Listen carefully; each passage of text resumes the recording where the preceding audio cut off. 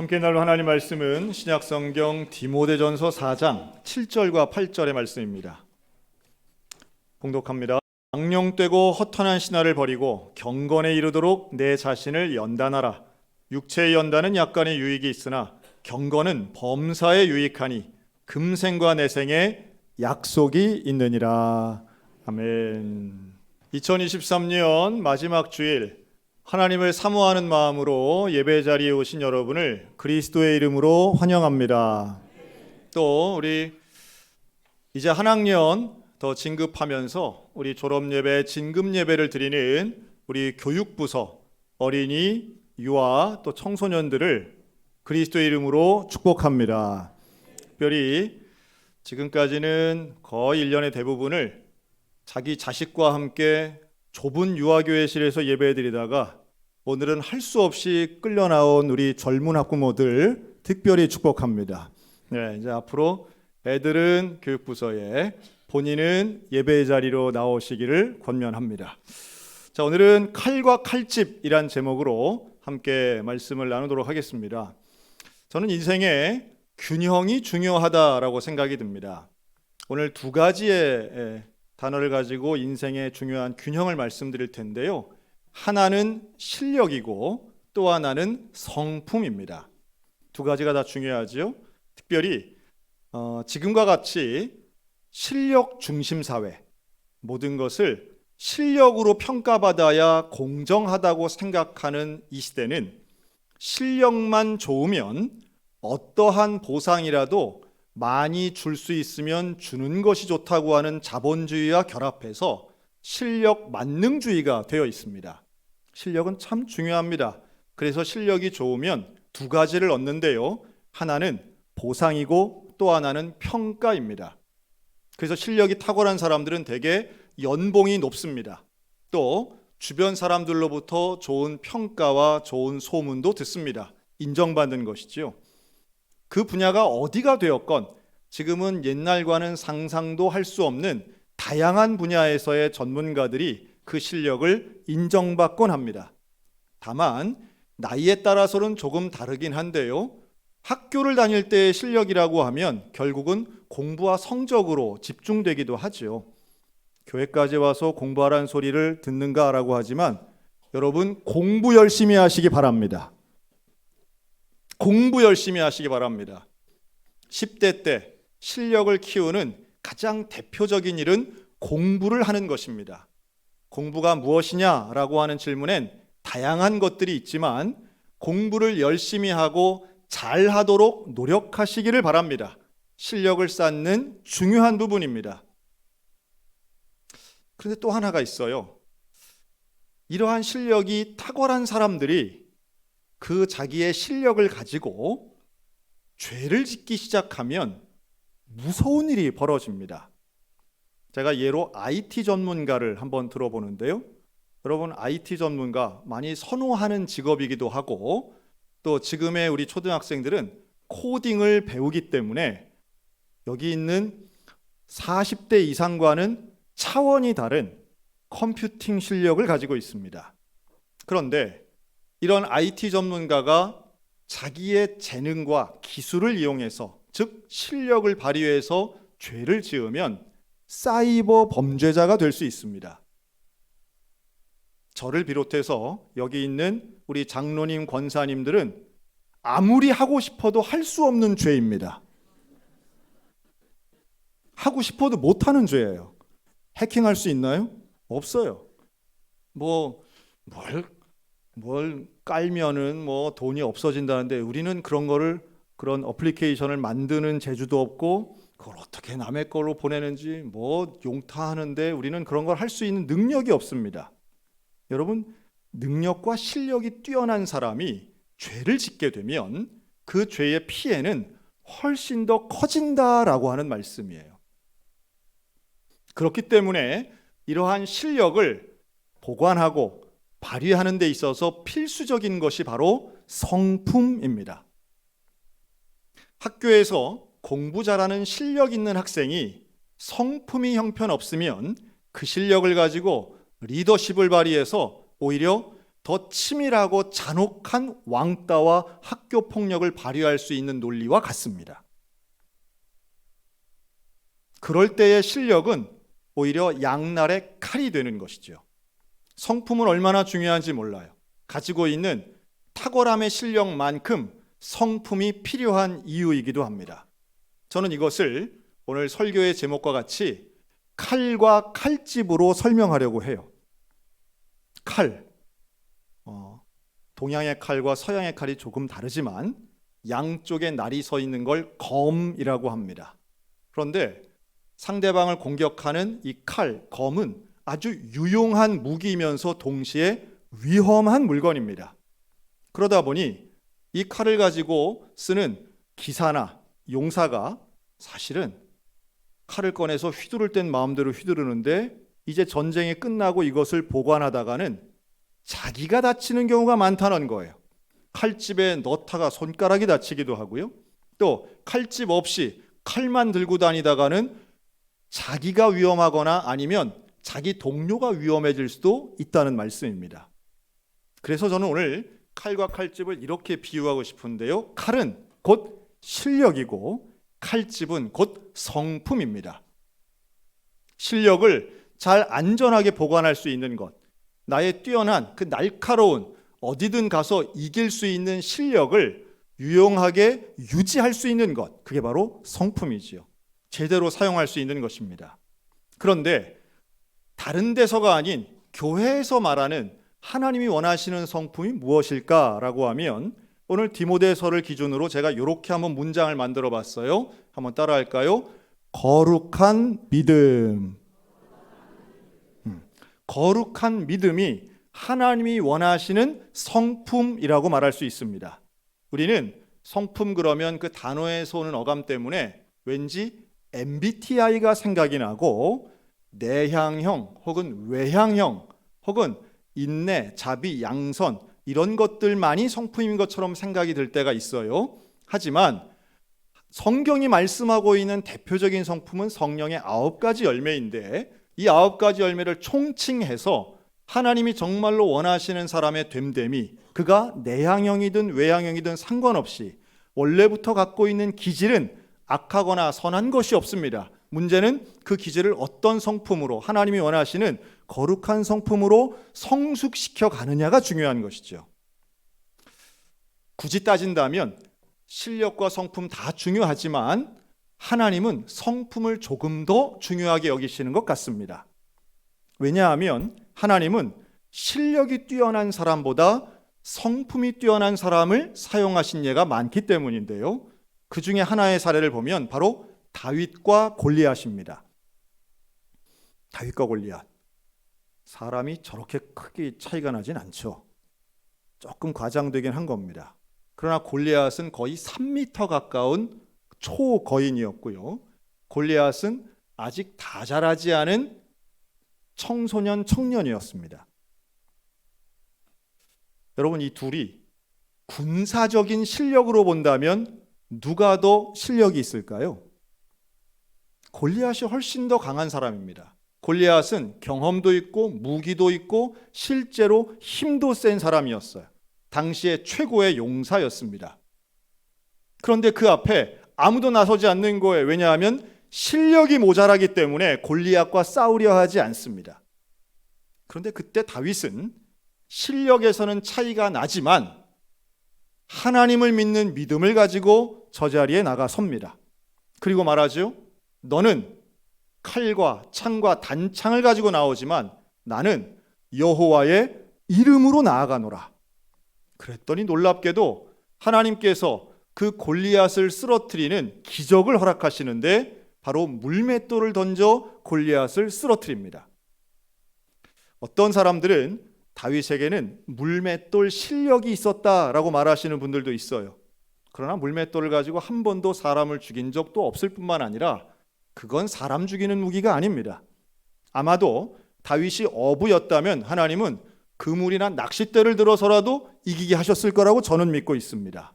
왜냐하면 저 전쟁은 실력의 차이가 아니라 믿음의 차이였기 때문입니다. 오늘날 우리 인생은 분명히 실력이 중요하죠. 실력 키워야 됩니다. 그러나 그 실력만큼 중요한 것은 성품, 거룩한 믿음이 있어야 하는데, 오늘 읽은 디모데서에서도 사도 바울이 디모데에게 편지를 쓰면서 이 이야기를 똑같이 하고 있어요. 우리 디모데 전후서는 사도 바울의 편지입니다. 그리고 젊은 디모데, 즉 실력 있는 디모데에게 성품을 요구하고 있는 내용이 디모데서에는 기록이 돼요. 디모데는 젊은 나이에 교회 지도자가 됩니다. 실력이 있는 거죠. 사람들에게 인정받습니다. 그런데 그 실력 가운데 하나님이 정말로 원하시는 모양의 교회를 만들기 위해서는 너에게 이런 것들이 필요하다. 네가 나이가 젊다고 연소함을 업신여기지 말게 하도록 하기 위해서는 여러 가지의 요소들이 필요한데, 이 디모데서를 요약하면 3가지를 사도 바울이 요구했다고 볼 수 있어요. 그럼 따라할까요? 경건 훈련, 신앙 교육, 교회 사랑. 우리 디모데서 전문가인 우리 신학교 교수님들이 볼 때는 전 너무 압축했는데 라고 할 수 있어요. 이 내용 말고도 더 많습니다. 그러나 제가 오늘 말씀드리는 이 3가지의 요약은 이렇습니다. 먼저 경건의 훈련입니다. 허탄하고 망령된 것 따르지 말고 경건하기를 연습하라, 훈련하라고 당부하고 있는데요. 경건의 훈련은 바로 오늘같이 예배드리고 기도하는 생활입니다. 여러분, 오늘 예배를 드리러 오는 이 발걸음, 오늘 눈이 많이 왔어요, 어제. 그래서 아주 땅이 걷기에 적합하게 질척질척합니다. 한 발짝 떼기도 어렵고, 우리 벌써 권사님 몇 분은 이 눈길에 넘어지셨어요. 누구야 궁금해하지 말고 가실 때 조심하시기 바랍니다. 누구냐는 중요하지 않아요, 지금. 그런데 우리가 그 불편한 길을 마다하지 않고 여기에 나온 이유는 무엇일까요? 우리가 예배드리는 이 시간이 정말로 지겹고 싫지만 안 나오면 하나님으로부터 벌을 받을까 봐 억지로 나오신 분이 있다면 경건의 훈련을 하시기를 주님의 이름으로 권면합니다. 경건의 훈련은 다른 말로 하면 하나님과 친해지는 것입니다. 하나님과 친해지는 것. 참 이게 중요하다고 봐요. 지난주 제가 설교를 하면서 이런 예화를 들었습니다. 우리 12월 24일 날, 지난 주일 날 오후 예배에 우리 어린이들이 나와서 축하 발표회를 했는데, 이때 할아버지, 할머니, 엄마, 아빠가 나와서 막 사진을 열심히 찍었어요. 그렇죠? 포커스 했다고 제가 예화를 하나 들었습니다. 자, 그러면 이런 질문은 어떨까요? 앞에 나와서 발표하고 있는 어린이들은 사진 찍는 엄마, 아빠가 보일까요? 안 보일까요? 그렇죠. 보입니다. 제가 지난주 직접 물어봤어요. 올해 고등학교 2학년 되는 우리 제가 아주 사랑하는 우리 안서현 학생이 있는데, 서현이하고 얘기를 하는데 그럽니다. 다른 아빠들은 나와 사진 찍는데 우리 아빠는 뒤에서 고개 숙이고 있었다고. 그게 보이는 거예요. 그게. 그러면 신기하죠? 앞에서 찬양하고 율동하는 내 자식이 보이는 것처럼 내 자녀의 눈에는 나를 사랑하고 나를 봐주는 나의 가족이 보이는 거예요. 하나님은요, 오늘 이 시간 예배를 드리는 우리 한 사람 한 사람을 기다리고 계셨고, 우리에게 관심 많으셔서 우리를 간절한 마음으로 바라보고 계십니다. 그런데 이 시간 예배를 사모하는 마음으로 나온 사람들이 있다면 우리 성도들의 마음이 그래야죠. 우리의 마음에도 하나님이 보여야 됩니다. 하나님이 느껴져야 됩니다. 마치 발표에 나와 있는 어린아이가 우리 엄마 왔나, 우리 아빠 왔나를 찾아보는 것처럼 예배 시간에 나온 우리는 하나님이 나를 기다리고 계시는데, 나와 함께 하시는 그 하나님 간절한 마음으로 만날 때에 우리의 경건한 예배와 기도는 행복한 시간이 될 줄로 믿습니다. 그 행복한 시간은 결국 훈련되어야 되는 거예요. 하나님과 친해지면 하나님을 좋아하게 되고 하나님의 말씀을 사모하게 되어서 예배 시간 나오고 기도하는 그 시간이 우리에겐 기쁨이 되는 겁니다. 자, 두 번째는 신앙의 교육입니다. 디모데에게 이렇게 말해요. 읽고 가르치기에 전념하라. 하나님 말씀을 가르치는 거예요. 말씀을 공부하는 거예요. 이런 경건 훈련이 기도라면 신앙의 교육은 말씀입니다. 하나님 말씀을 읽고 가르치고 배우기에 전념하면 뭘 알게 되느냐 하면 하나님에 대해서 알게 됩니다. 하나님에 대해 알게 되면 하나님이 뭘 원하시는가를 알게 돼요. 하나님을 사랑하면 하나님과 친하게 되고요. 하나님과 친하면 하나님이 뭘 원하시는가에 대해 궁금하게 되고, 그걸 알려면 말씀을 봐야 되는데 말씀을 통해 하나님이 원하시는 게 알게 되면 놀라운 변화가 일어나는데, 내 욕심, 내 욕망이 아닌 하나님이 원하시는 것을 나도 원하게 되더라는 거예요. 여러분, 그러면 하나님 원하는 걸 내가 원하게 되면 모든 소원이 이루어지게 될 줄로 믿습니다. 어린이들은요, 이게 성숙됨과 미성숙의 차이인데요, 어릴 때는 부모가 싫어하는 것을 좋아할 때가 있어요. 여러분, 엄마 아빠는 내가 탕후루 먹는 걸 좋아할까요? 그렇지. 그거 좋아할 부모가 하나도 없어. 근데 그냥 애들이 그냥 이가 깨져라 먹어요. 그거 왜 먹어요? 맛있으니까 먹는 거예요. 달고 맛있으니까 먹는 거, 이유가 없어. 단순해요. 여러분, 그런데 자, 우리 권사님들 중에 탕후루 좋아가지고 나 탕후루 매일 먹고 싶어 이런 분 계세요? 없어요. 그런 분 없습니다. 성숙해지면 그게 똑같이 달긴 달지만 안 좋은 거라는 걸 알게 되는 거예요. 안 좋은 걸 알게 되면 억지로가 아니라 자발적으로 안 먹게 됩니다. 하나님에 대해 알게 되면, 성숙해지면 무엇이 올바른 길인가를 알게 되는 거예요. 내게 아무리 능력이 있고 내게 아무리 재주가 있고 내가 아무리 할 수 있는 권한이 있다 할지라도 하나님 원치 않으시는 건 안 하는 거예요. 그게 바로 성숙한 그리스도인의 칼집을 이루는 일입니다. 그게 성숙해지는 길이에요. 그래서 하나님을 사랑하는 그리스도인들이 성숙해지면 윤리적인 삶을 삽니다. 도덕적인 삶을 삽니다. 이웃을 사랑하는 삶을 살게 됩니다. 이기적인 삶이 아니에요. 무질서하지 않아요. 음란방탕 타락하지 않아요. 왜냐하면 그건 율법적으로 억지로가 아니라 그게 바로 하나님이 원하시는, 나하고 가장 친한 하나님이 원하시는 길이라는 걸 알기 때문이에요. 마지막 세 번째는 교회를 사랑하는 거죠. 그런데 놀랍게도 어린 디모데가 교회를 이끄는 리더가 되었을 때 그에게 필요한 것은 사람을 대하는 능력이었어요. 인간관계, 지금도 많이 어렵죠. 그런데 인간관계에 대해서 디모데전서는 이렇게 설명합니다. 늙은이를 꾸짖지 말고 권하되 아버지에게 하듯 하고, 젊은이에게는 형제에게 하듯 하고, 늙은 여자에게는 어머니에게 하듯 하며, 젊은 여자에게는 온전히 깨끗함으로 자매에게 하듯 하라. 만일 어떤 과부에게 자녀나 손자들이 있거든 그들로 먼저 자기 집에서 효를 행하게 하라. 놀랍게도요, 디모데서에서의 인간관계의 핵심을 효로 가르치고 있어요. 여러분, 기독교는 효도를 중요시하고 있습니다. 인간관계에서는 효도를 실행해야 합니다.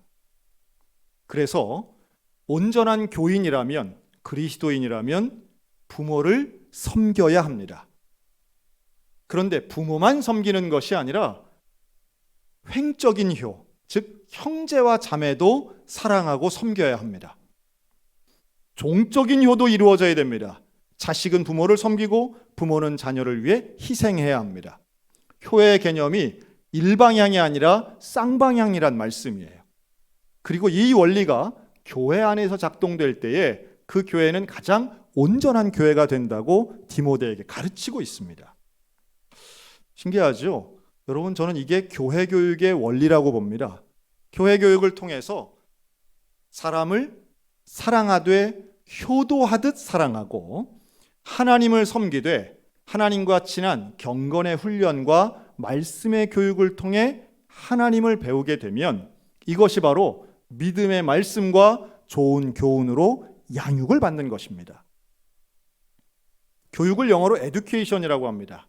이 말의 어근의 뜻은 끄집어낸다라는 뜻이에요. 바깥에 있는 것을 집어넣는 걸 주입식 교육이라고 한다면 내 안에 있는 걸 끄집어내는 것이 기독교 교육입니다. 교회 교육이죠. 내 안에 있는 뭘 끄집어낼까요? 원래 우리가 창조될 때에 하나님의 형상을 따라 창조되었는데 그 하나님의 형상이 회복되는 거예요. 그래서 하나님의 소원이 내 소원이 되고 하나님의 생각과 삶의 방식이 나의 방식이 될 때에 우리는 참된 그리스도인으로 성장하게 되는 것입니다. 그래서 저는 이 교회 교육을 다른 말로 표현하면 칼집을 준비하는 일이다 라고 말씀드리고 싶어요. 교회는 칼을 제공하진 않습니다. 여러분 1년 12달 52주 교회학교 개근하면 시험 100점 받나요? 그렇지 않아요. 공부 실력을 시험을 잘 보려면 공부 실력을 늘려야 됩니다. 그러려면 공부를 열심히 해야 돼요. 예배를 열심히 드린다고 성적이 올라가진 않습니다. 냉정하죠? 예배를 열심히 드린다고 내 사업이, 내 직장이 혹은 내 월급이 막 실력이 뛰어나서 올라가진 않아요. 나의 전문 분야는 그 분야에 공부를 하고 노력을 하고 시간을 투자하고 기술 연마를 위해서 희생해야 합니다. 그럼 교회는 뭘 준비할까요? 칼집을 준비하는 것입니다. 그 실력에 맞는, 그 실력보다도 더욱 안전하고 그 실력을 제대로 발휘할 수 있는 안전한 칼집을 준비하는 게 교회 교육의 모습입니다. 헛똑똑이 만들지 않고 똑똑한 사탄막이 만들지 않고 똑똑하되 하나님의 손에 쓰임받는 거룩하고 경건한 칼과 칼집의 주인공들이 우리 소양교회 교육부서를 통해서 이 시대에 일어났으면 참 좋겠습니다. 그러기 위해서 두 가지가 필요한데요. 하나는 시간이고 하나는 헌신입니다. 이 칼집을 준비하는 건 하루아침에 되지 않습니다. 시간이 듭니다. 그리고 그 시간은 때로는 수십 년이 걸릴 수도 있습니다. 그런데 이 시간과 헌신이 바로 우리 교회 학교에서 이루어진 것이고 그 결실을 오늘 보려고 합니다. 주보 오면에 보면 오늘 졸업하는 우리 진급자 명단이 있는데 주보를 보실 필요 없이 스크린을 보면 됩니다. 이름 봐서 아실 만한 일은 별로 없을 것이기 때문이고요. 저는 이 명단을 보면서 두 가지를 깨닫습니다. 두 가지가 참 감사하더라고요. 첫째는 유아교회, 어린이교회, 청소년교회가 다 졸업하는 아이들은 동갑내기 같은 동년배들입니다. 얘네들이 다 10명이 넘는다는 사실입니다. 너무 감사해요. 우리 교회에서 제일 가까이 있는 초등학교는 근화초등학교인데요. 이 근화초등학교는 한 학년에 30명이 채 되지 않습니다. 전교생 다 해봐야 200명에서 때로는 200명이 안 될 때도 있고 때로 200명이 약간 넘을 때도 있는 그런 학교예요. 지금 우리 교회 학교는 미취학 아동들을 포함하면 그 근화초등학교 전교생과 비슷합니다. 우리에게는 명단만 있는 재적이 아니라 거의 출석 인원과 재적 인원이 우리 교회 학교엔 거의 같습니다. 그리고 그 중에 오늘 졸업하는 내년이면 초등학교 1학년이 되는 어린이들, 그리고 중학교 1학년이 되는 6학년들, 그리고 대학에 진학하는 혹은 취업하는 우리 고3 학생들이 이 자리에 함께 앉아 있습니다. 숫자가 많은 것도 감사하지만 또 하나 감사한 것은 바로 이들이 연계성 있는 교육이 이루어지고 있다라고 하는 사실인데요. 어린이 교회 같은 경우 초등학생들입니다. 1학년부터 6학년. 청소년 교회 같은 경우 중1부터 고3. 다시 말해 우리 소양교회 교회학교는 6년 단위로 편제되어 있다는 거예요. 유아교회가 가장 짧은 기간 동안 있습니다. 거의 6년 있는 어린이들은 별로 없습니다. 그런데도 이렇게 10명 넘는 어린이가 진급할 수 있다는 건 기적과도 같은 일이죠.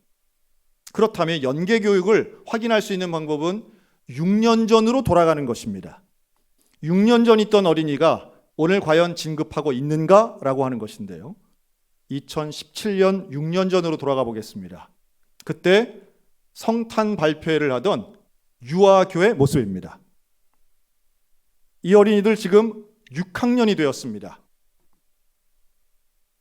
6학년이 되어서 진급하는 11명 어린이 중에 우리 교회 유아교회 출신은 8명입니다.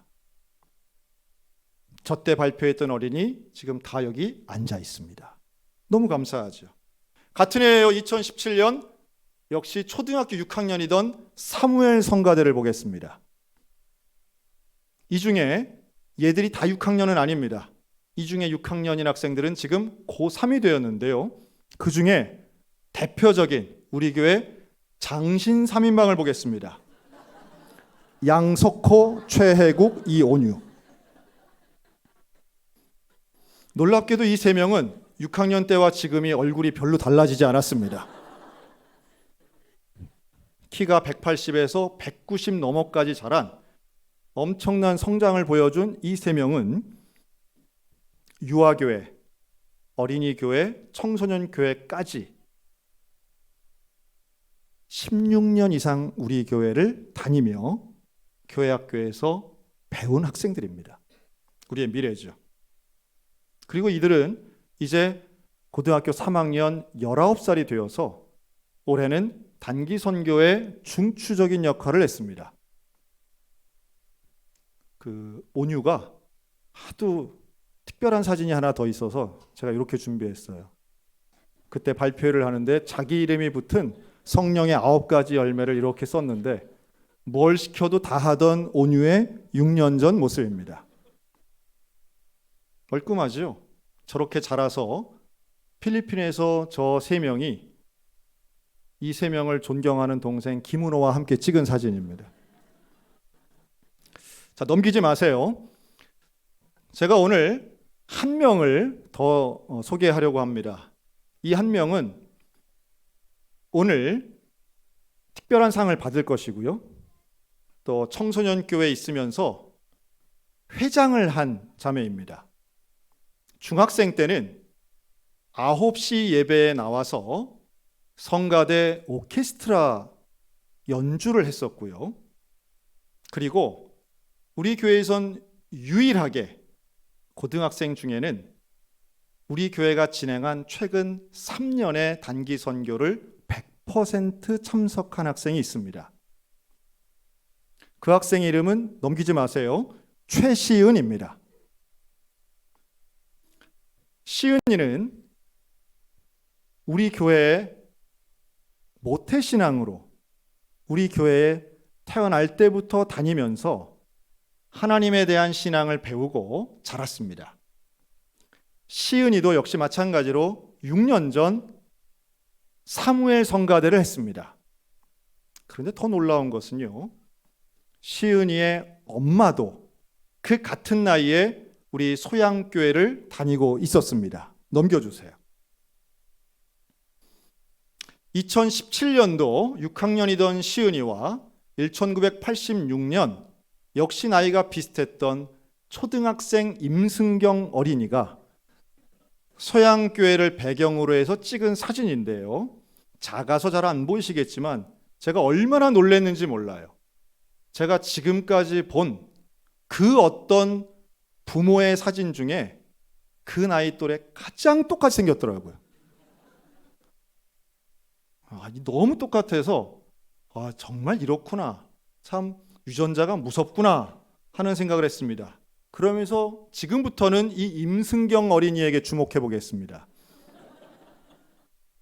임승경 어린이는 교회에 처음 나와서 재미있게 교회 생활을 합니다. 중고등부 시절도 정말로 즐겁게 친구들과 선후배와 교회 생활을 하면서 수련회를 가고요. 그가 고등학교를 졸업하고 20대 초반에는 우리 소양교회의 새생명 중창단에 들어갑니다. 그리고 거기에서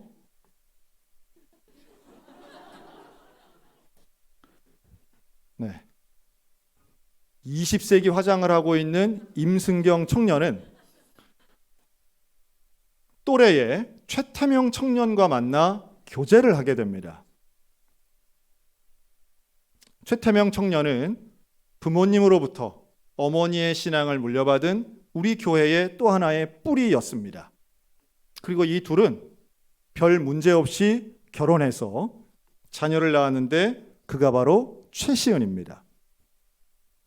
가정에서, 교회에서 우리가 볼 때는 누구에게나 있는 일상의 일일 것입니다. 그러나 30년 혹은 40년을 대입해서 보면 이것은 그냥 되는 게 아니지요. 소양교회에 지난 40년간 교회학교 선생님들의 헌신이 있었고 기도가 있었고 또한 목회자들이 그동안 프로그램과 교육 환경과 일정을 진행하면서 예배를 인도하며 한 가정에 믿음의 대를 이어가도록 했습니다. 우리 교회를 대표하는 아이콘 하나가 오늘 청소년 교회를 졸업하게 됩니다. 이제 성인이 되는 것이지요. 저는 오늘 진급식이 우리 소양교회가 거룩하게 자라가는 또 하나의 증거가 될 수 있다고 믿습니다. 이 아이들이 아이가 아닌 어른이 되고 또한 하나님의 은혜가 있다면 결혼해서 자기와 똑 닮은 자녀를 또 낳았을 때 하나님의 거룩한 신앙이 유산처럼 이어지게 되면 우리 소양교회는 하나님께 칭찬받는 교회가 될 수 있는 줄로 믿습니다. 하나님은 한 장면만 가지고 평가하지 않으십니다. 하나님은 아브라함의 하나님, 이삭의 하나님, 야곱의 하나님이시며 하나님은 천대와 만대를 약속하고 계시며 하나님은 다윗에게 약속하신 것을 예수 그리스도를 통해서 오늘 이 시간에도 이루어 주시는 분이십니다. 그러니 한순간의 실력과 재능이 아니라 영원한 하나님을 믿는 거룩한 믿음의 칼집을 준비하는 우리 소양교회가 되었으면 좋겠습니다. 그리고 우리 소양교회를 통해 앞으로 더 많은 이 시대의 거룩한 일꾼들이 나와서 하나님께는 영광이고 이 시대에는 모델과 본이 되는 하나님의 모든 백성들 다 되시기를 주님의 이름으로 축원합니다. 아멘. 기도하겠습니다.